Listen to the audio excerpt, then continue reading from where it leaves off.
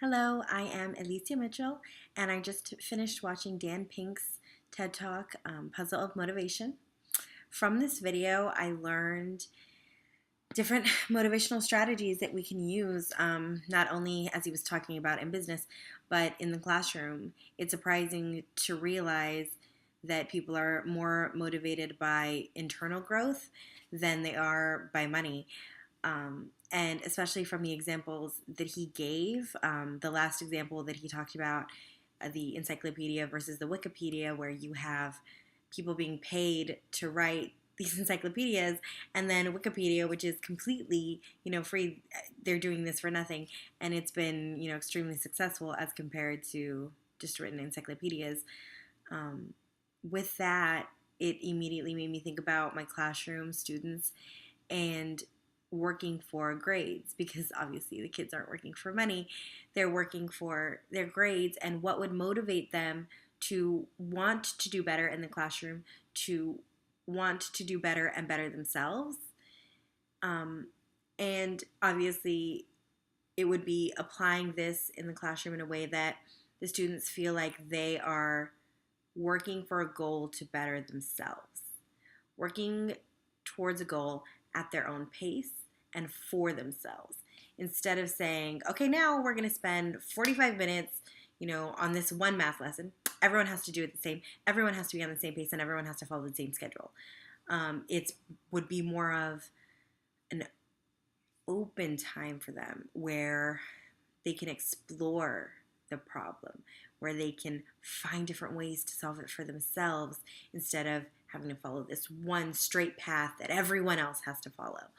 It would be amazing to just hand students a problem or give them a task and say, okay, this is your task. Now do it however you'd like, whichever way you'd like, and whenever you'd like. And can you imagine the results that we'd see and the creativity that we'd allow them to have? Because we're so busy thinking, okay, I need to shove this, and this in my day, and I have to do it within this time. And then I also have to make sure that I have these 3 other things completed as well. And we're so busy following our schedule that we don't give the kids time to create their own. We don't give the kids time to become scientists and artists and researchers. They're too busy being students, and that's it. Instead of exploring this whole other world and this whole other part of themselves.